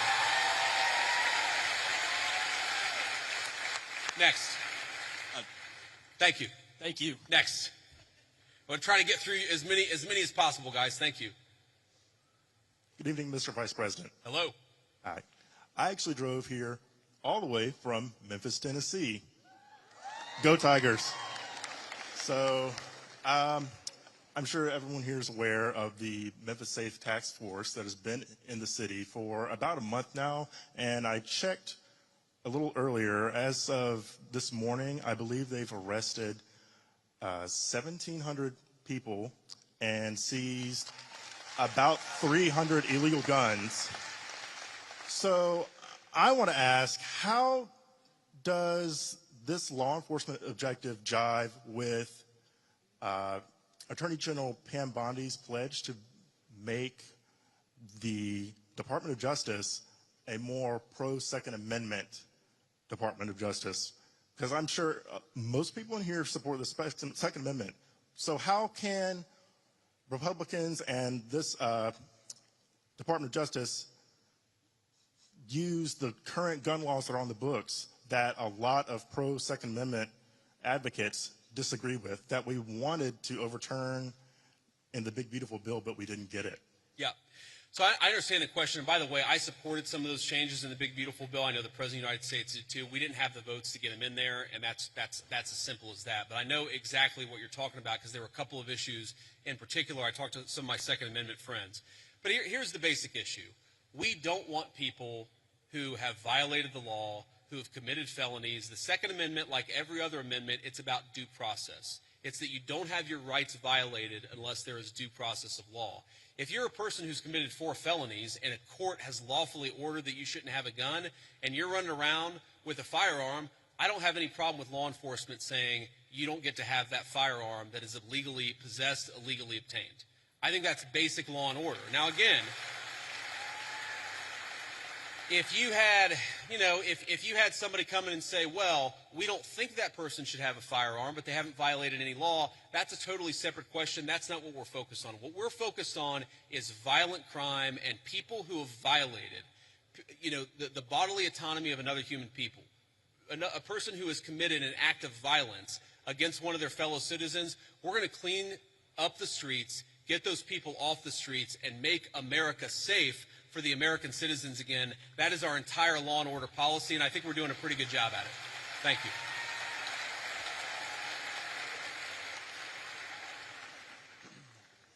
Thank you for the opportunity to speak. I'm a Christian man, and I'm just confused why that there's this notion that we might have owe Israel something, or that they're our greatest ally, or that we have to support this multi-hundred-billion-dollar foreign aid package to Israel to cover this, to quote Charlie Kirk, ethnic cleansing in Gaza. I'm just confused why this idea has come around, considering the fact that not only does their religion not agree with ours, but also openly supports the prosecution of ours. Yeah, so let me say a few things about this. First of all, when the President of the United States says America first, that means that he pursues the interests of Americans first. That is our entire foreign policy. And that doesn't mean that you're not going to have alliances, that you're not going to work with other countries from time to time, and that is what the president believes, is that Israel, sometimes they have similar interests to the United States and we're going to work with them in that case. Sometimes they don't have similar interests to the United States. And this example, the most recent Gaza peace plan that all of us have been working on very hard for the past few weeks, the president of the United States could only get that peace deal done by actually being willing to apply leverage to the state of Israel. So when people say that Israel is somehow manipulating or controlling the president of the United States, they're not controlling this president of the United States, which is one of the reasons why we'd be able to have some of the success that we've had in the Middle East. Now, you ask about, sort of Jews disagreeing with Christians on certain religious ideas. Yeah, absolutely. It's one of the realities is that Jews do not believe that Jesus Christ is the Messiah. Obviously, Christians do believe that. There are some significant theological disagreements between Christians and Jews. My attitude is, let's have those conversations. Let's have those disagreements when we have them. But if there are shared areas of interest, we ought to be willing to do that too. For example, I really care about, one thing I really, really care about is the preservation of the Church of the Holy Sepulchre in Jerusalem. Christians believe that that is the site where Jesus Christ was crucified, and also that his tomb is right there as well.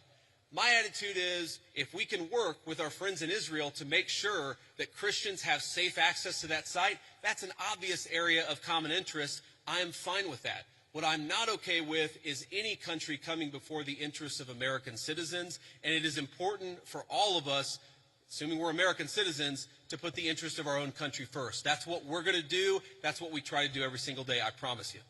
Thank you.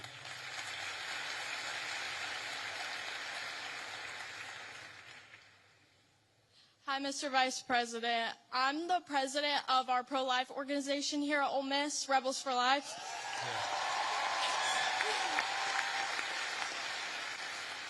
And I myself, as the president, am 100% pro-life.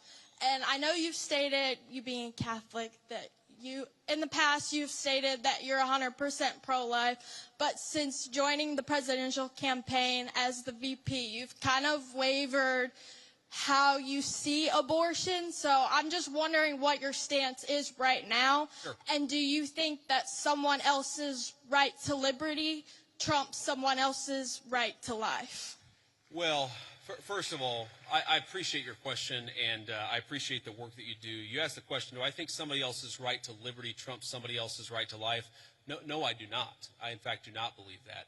Now, you said, and I'm going to take issue with something you said, just the premise of the question, which is that I've wavered on the pro-life issue.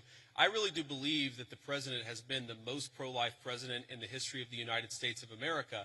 Now, that said, there are two things that I think we have to keep in mind here. Now, one is the very, very hard question of, when we talk about our abortion policy, there are some very, very difficult edge cases. There are cases where you've got, an 11-year-old girl who was raped, who it would be unsafe for her to bring the baby to term.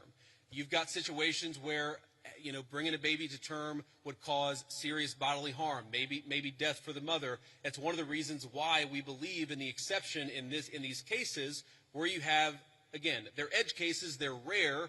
I think the pro-abortion community would have you believe that's 90% of abortions. That's not true. But we've got to be honest about the fact that there are some edge cases.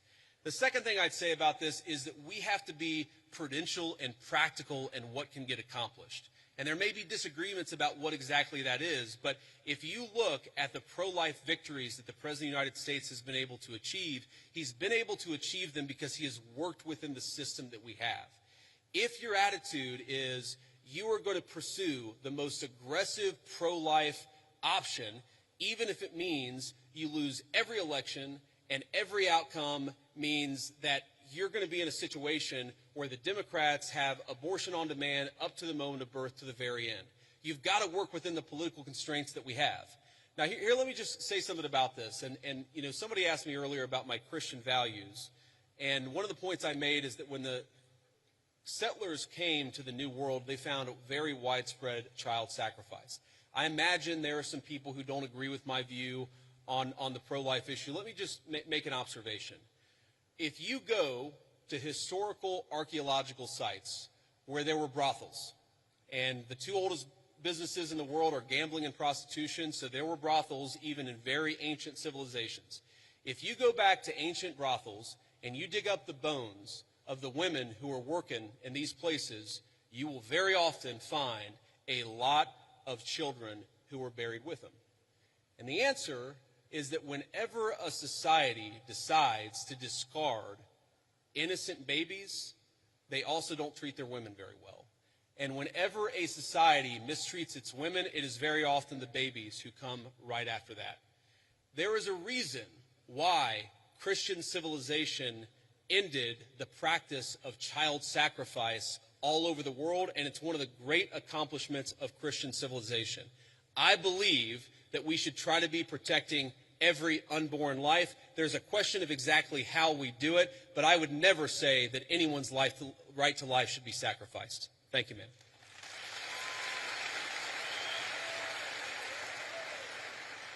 First, I just have to say I'm thrilled to hear you articulate Christian values on a stage like this, and to remind us that things we take for granted and things we value so much have a Christian origin. So thank you for that. I really mean that.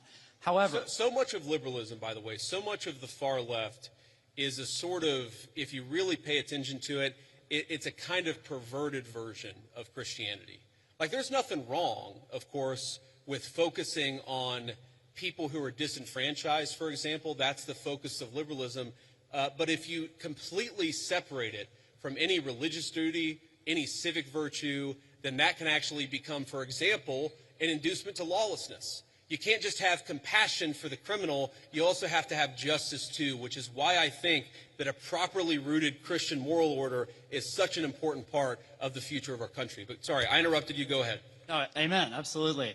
Now, as much as I hope and pray that we can be a nation of Christians, the idea of a Christian nation scares me.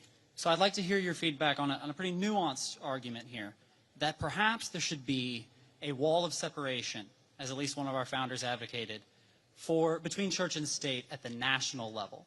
However, that line can and should get blurrier as we descend to the community level. And perhaps that is actually the system, the structure that our founders gave us when they said Congress shall make no law establishing a religious body. However, states did have close relationships with churches at that time. Yeah. Do you think that that is a rationale that works? Do you think that that is the way we should implement around these Christian values? So this is a very nuanced point, and I want to just make sure that everybody's kind of on the same page here. So if you go back to the First Amendment, it doesn't say separation of church and state. It says Congress shall make no law respecting an establishment of religion. But if you go back to the founding time, there were actually a number of states that had formally recognized churches. So there was the Anglican Church of Virginia. That was the official state church of Virginia. Maryland at the time was the only majority Catholic colony, or at least had a significant Catholic representation of the original 13 colonies. There's a lot there.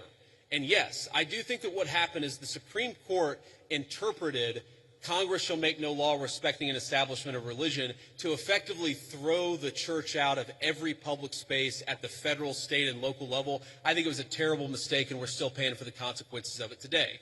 But and I think this is your point, if you were to undo that, if you were to get back to a system actually meant by the founders where Congress is not setting up an established religion, but people in their local communities can kind of do whatever it is that they want to do, I think that would be a better system than what we have today. But I think the most important principle that we have got to remember is you do not have to completely kick God out of the public square, which is what we've done in modern America. It's not what the founders wanted. It's not good for the United States of America. And anybody who tells you it's required by the Constitution is lying to you.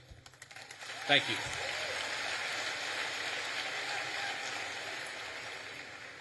Hello, JD. How you doing today, man? Good. How you doing? In the wise words of Ricky Bobby, I don't know what to do with my hands. Don't feel bad. Neither do I half the time, man. Okay. First off, yeah, laugh it up. Okay, first off, I just want to say I am a huge supporter of the Trump administration. I was 3 months too late to vote for you guys, but if I could have, I would have. So I'm a huge supporter of you guys before I make my argument. But there is something you guys are doing that is kind of disturbing me a little bit. Okay, go ahead. Thank you. you guys have sent the military into Washington, D.C. and a few other cities that I can't think of off the top of my head, which, first off, they've had wonderful results. Like, no one can deny the results of that. It's wonderful. Some might even say the greatest. I'm a comedian. I like this guy. Who is this guy? Thank you, JD. I like you, too. Now he's gonna ask the question about all the shit that we did wrong, but that's okay. Go ahead and ask your question. But yeah, I'm just wondering, well, it's not necessarily something you did wrong, but it's what could someone else do wrong? Let's say we get a complete tyrant in office, and let's say Turning Point USA is having a huge protest against, something really bad that we don't like, and let's say he's, a president is saying that it's getting violent. How can we, I'm trying to think, my mind's kind of blank. What is the difference between what you're doing and how could we prevent someone from abusing that power? Yeah, so look, I understand where the question is coming from, and I think it's a fair question. And it's going to sound like I'm being sarcastic, and it really is not meant in any offense. But when you talk about what could another administration do, to take a wild, hypothetical example totally off the top of my head, what if Joe Biden sent the Federal Bureau of Investigation to start arresting his political opponents? Okay? So here's something that I want conservatives, I want every conservative to remember. It's an important part of my entire political philosophy is we cannot be afraid to do something because the left might do it in the future. The left is already going to do it regardless of whether we do it. That is the takeaway of the last 40 years. And in particular, if you look at what we're doing, if Joe Biden wanted to deploy the National Guard to a red state in a place where the murder rate was twice what it is in third world countries to actually go after murderers, that would be a great use of the National Guard. Unfortunately, I don't think Joe Biden would use it like that. What I'm worried about, frankly, is what the far left already did with American law enforcement, and that is the thing that we have to prevent against. And the answer to that question is you make sure the people who did it face penalties for using the federal power against American citizens. And by the way, that's exactly what we're trying to do. Thank you. Thank you, JD. Honor to meet you, man. Good to meet you too, man.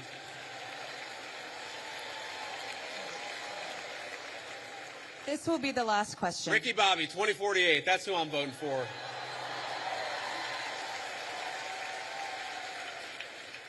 This is the last. Oh, wow. We've been here over an hour. That's amazing. Okay, I'm sorry. Those of you who didn't get to answer a question, I tried to be as quick as I could. Go ahead. Mr. Vice President, I'm humbled and honored to be here. Recently, President Trump endorsed a candidate to run against Republican Representative Thomas Massie, who has opposed and criticized some of the Trump administration's aims. How would you address those who fear that principled disagreement or independent thinking is discouraged within the party because of how it can be framed as a betrayal instead of as internal accountability or an opportunity for debate and negotiation? So it's a very good question. And let me say this one is hard for me. And the reason it's hard for me is because Thomas Massie and he's one of the first people that ever reached out to me about my book or about political office. I've known Thomas Massie well before I ever got involved in politics. Thomas's wife died well, maybe it was a year and a half ago, 2 years ago. It was a little while ago. She died very unexpectedly, was a very sweet and kind woman, and I was probably one of the first people that called Thomas to offer my condolences. I think the problem with Thomas, and I've told him this in private, and now I guess I'll say it in public, is it's one thing to disagree with the party on a particular issue.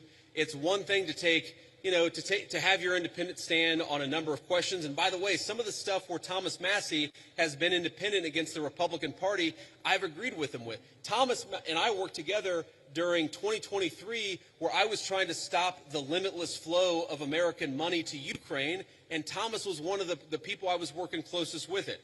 But that's one thing. Being independent, having your own opinions is one thing. Voting against the party on every single issue, you're eventually going to make too many enemies. And that is the problem that Thomas has had. It's not one issue. It's not 3 or 4 issues. It's that every time that we've needed Thomas for a vote, he has been completely unwilling to provide it. That is why the President of the United States has trained his ire on Thomas Massie, it's because we can never count on him for some of the most difficult votes. I wish that that weren't the case. I say that as somebody who's known Thomas well before I got into politics, but politics is politics, and when you always vote against the party, you can't expect the party to actually back you. That's the reality. So, let me say just a couple of final things before I hit the road here. And one, it has been such an amazing honor to be with all of you this evening. I want to say two things.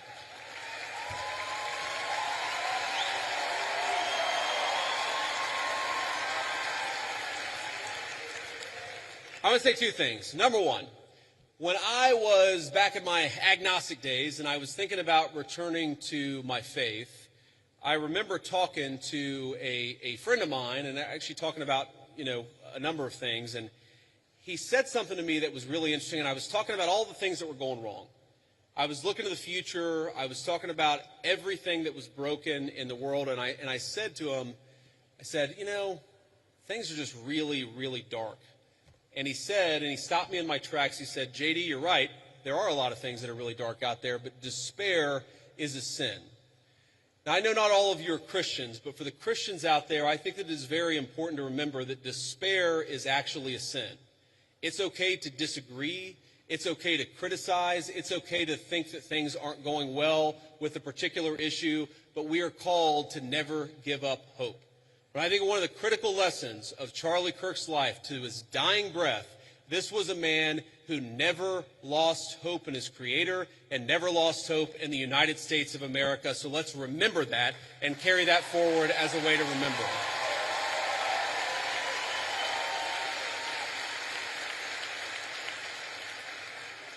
And the second thing that I want to say is, in line with despair being a sin, look, I imagine that I can tell most of you apparently agree with a lot of what I said. I'm sure that a lot of you disagree with some of the things that I've said. That's okay. We don't need in our political movement people who agree with us on every single issue. We got a couple of questions about Israel. We got a couple of questions about the National Guard deployments. We don't need somebody who agrees with us on every single question or every single issue. What we need is people of good faith who love the United States of America and are willing to work hard to save it. So when you look at all the accomplishments, you look at the accomplishments of the last 9 months. We inherited the worst border crisis in the history of the United States of America.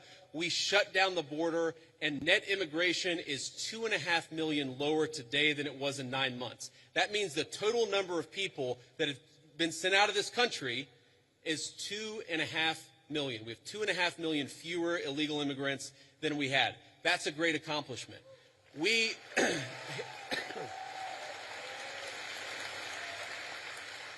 inherited a terrible affordability crisis from Joe Biden, and I'm not going to tell you everything's perfect because it was a real bad situation that we inherited, but inflation is consistently below economists' expectations, and we are chipping away at it every single day. We inherited an economy where we had the largest trade deficit in the history of the United States of America. In 9 months, Donald Trump's tariff policies have cut the American trade deficit by over half. That means we're making more of our own stuff, and we're actually employing American workers to do it.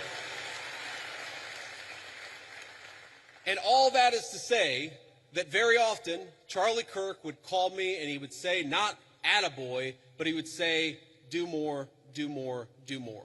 And I listened to Charlie because he was a dear friend and because I knew that he loved this country. My point is, the best way in your life to honor Charlie Kirk's legacy, it's not to despair, but to hope in the future of this country. If you disagree with something, then get involved in the movement to save this country. If you think that we could be doing more, then pick up the phone and get involved in the effort to change our minds and change the future of the United States of America in the process. My friends, the rebels of Ole Miss, despair is a sin. Do not give in to despair. Let's keep fighting to save the United States of America. Thank you, and God bless you.